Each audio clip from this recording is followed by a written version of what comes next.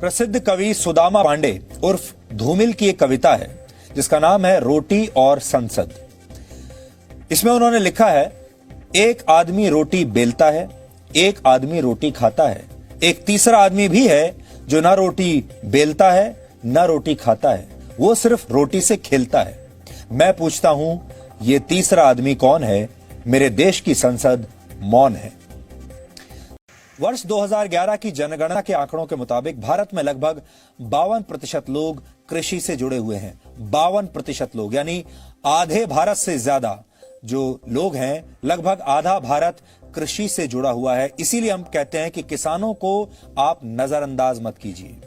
इन 52% किसानों की 365 दिनों की मेहनत के बाद भी जीडीपी में, हमारे देश के जीडीपी में कृषि का योगदान सिर्फ 17 से 18% है। 3 कृषि बिल के खिलाफ आज कई विपक्षी दलों और किसान संगठनों ने देश भर में प्रदर्शन किए। इस पर प्रधानमंत्री मोदी ने आज किसानों को भरोसा दिया कि ये बिल किसानों को बिचौलियों से सुरक्षा देंगे। प्रधानमंत्री ने कहा, किसानों से सरकारी खरीद पहले की तरह जारी रहेगी। ये भी मनगढ़ंत बातें कही जा रही हैं कि किसानों से धान, गेहूं इत्यादि की खरीद सरकार द्वारा नहीं की जाएगी। ये सरासर झूठ है। साथियों, मैं आज देश के किसानों को बड़ी नम्रता पूर्वक अपनी बात बताना चाहता हूं, संदेश देना चाहता हूं। आप किसी भी तरह के भ्रम में मत पड़िए। इन लोगों से देश के किसानों को सतर्क रहना बहुत जरूरी है। ऐसे लोगों से सावधान रहें जिन्होंने दशकों तक देश पर राज किया। वहीं सरकार ने कृषि बिल के विरोध में दिया गया हरसिमरत कौर बादल का इस्तीफा मंजूर कर लिया है। हमारे साथ है केंद्रीय मंत्री हरसिमरत जी। आज क्या हुआ कि आपने इस्तीफा दे दिया? देखिए, आज मैं देश के किसानों के साथ और खास तौर पे अपने राज्यों के किसानों की बेटी बहन होने के नाते, जो पिछले कई हफ्तों से कोविड की महामारी से जान जोखिम में डाल के वो सड़कों पे उतरे हुए हैं, इस डर से, इस भय से कि जिस दिन ये ऑर्डिनेंस पास होंगे पार्लियामेंट में, उनका भविष्य खत्म हो जाएगा। बहुत मैंने कोशिश करी कि उनके शंकाओं को दूर किया जाए। बार बार मैंने अपनी सरकार को कहा कि इसको पार्लियामेंट में एक्ट ना बनाया जाए जब तक उनकी शंकाएं दूर नहीं होती, उनकी सुनवाई होए और उनको भरोसे में लेके, ये बिल उनके लिए है, उनका भरोसा जीत के आज हम वो बिल को लेके आए। लेकिन उसी फॉर्म में जब सत्र शुरू होने सारी जब वो बिल आया, तो मैं नहीं समझती कि किसानों की बहन बेटी होने के नाते, जिन किसानों ने मुझे इधर तक भेजा है, आज जब वो फील करते हैं कि एक ऐसा बिल आ रहा है जो उनके भविष्य को, उनके बच्चों के भविष्य को खत्म कर देगा, मैं ऐसी सरकार का एक हिस्सा हूँ जो वो बिल को लेके लागू करके आए। इसलिए मैंने अपना इस्तीफा देके इस बिल के खिलाफ में, विरोध में मैंने आज अपनी लेकिन आज किसानों से झूठ बोल रहे हैं वो लोग। किसानों की रक्षा का ढिंढोरा पीट रहे हैं, लेकिन दरअसल वे किसानों को अनेक बंधनों में जकड़कर रखना चाहते हैं। वो लोग बिचौलियों का साथ दे रहे हैं।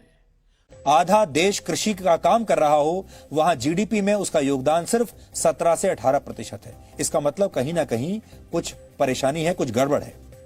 वर्ष 2016 की एक रिपोर्ट के मुताबिक किसानों की प्रति महीने औसत कमाई हमारे देश में सिर्फ 6,400 रुपए है, यानी इनकी औसत सालाना कमाई सिर्फ 77,000 रुपए है एक साल की। भारत के 52% किसानों पर औसतन कर्ज का बोझ 1,04,000 रुपए है, यानी किसानों की औसत सालाना कमाई से ज्यादा इन पर कर्ज है। कमाई है 77,000 रुपए और कर्ज है 1 लाख के ऊपर। सिर्फ वर्ष 2019 में ही 10,000 से ज्यादा किसानों ने आत्महत्या की थी और ज्यादातर किसानों की आत्महत्या की वजह उन पर कर्ज का बोझ था। वो लोग बिचौलियों का साथ दे रहे हैं। वो लोग किसानों की कमाई को बीच में लूटने वालों का साथ दे रहे हैं। किसानों को अपनी उपज देश में कहीं पर भी किसी को भी बेचने की आजादी देना बहुत ऐतिहासिक कदम है। 21वीं सदी में भारत का किसान बंधनों में नहीं, भारत का किसान खुल करके खेती करेगा, जहां मन आएगा अपनी उपज बेचेगा, जहां ज्यादा पैसा मिलेगा वहां बेचेगा, किसी बिचौलिए का मोहताज नहीं रहेगा और अपनी उपज, अपनी आय भी बढ़ाएगा। ये देश की जरूरत है और समय की मांग भी है। इस बात को समझाने के लिए आज आपको हम कुछ इतिहास में पीछे लेकर जाना चाहते हैं, फ्लैशबैक में लेकर जाना चाहते हैं। जब अंग्रेज भारत आए तो उन्होंने सबसे पहले एग्रीकल्चर मार्केटिंग बोर्ड का सिस्टम शुरू किया। इसके जरिए किसानों को मजबूर कर दिया गया कि वो मार्केटिंग बोर्ड में ही अपनी उपज को यानी अपनी फसल को बेचेंगे। मार्केटिंग बोर्ड बनाने के पीछे अंग्रेजों की चाल ये थी कि किसानों को जानबूझकर हमेशा के लिए गरीब ही रखा जाए, ताकि हमेशा भीख ही मांगते रहें, हमेशा कर्ज में ही दबे रहें। यह अंग्रेजों की सोच थी और आजादी के बाद हमारे देश के नेताओं की भी यही सोच रही। अब ये पार्लियामेंट में आया, इसके दौरान भी लगातार भी मैं बोलती रही और कल भी तक भी मैं बोलती रही। कि क्या आप इंडिया में बनी रहेंगी? सरकार का रहे कि मनमोहन तोमर ने खुद कहे कि नरेंद्र सिंह तोमर ने कि ये किसानों का हित का बिल है। जी, मेरे राज्य के किसान 2 महीने से सड़कों पे उतरे हुए हैं क्योंकि वो अपने भविष्य के लिए डरे हुए हैं। वो समझते हैं ये उनके हित में नहीं है। मैं समझती हूँ कि 2 महीने का बहुत लंबा समय था, जहाँ किसान का भरोसा जीता जा सकता था, जहाँ आड़तियों का भरोसा जीता जा सकता था, वो मजदूरों का भरोसा जीता जा सकता था, बुद्धिजीवी जो रोज लिख रहे हैं इसके खिलाफ में उनका भरोसा भी जीता तब जा सकता था जब उनकी शंकाओं को एड्रेस किया जाता था। जिनका ये कहना है कि ये जो बिल जो है किसान विरोधी है, पंजाब के किसान का विरोधी है। इस 52% किसानों की 365 दिनों की मेहनत के बाद भी जीडीपी में, हमारे देश के जीडीपी में कृषि का योगदान सिर्फ 17 से 18% है।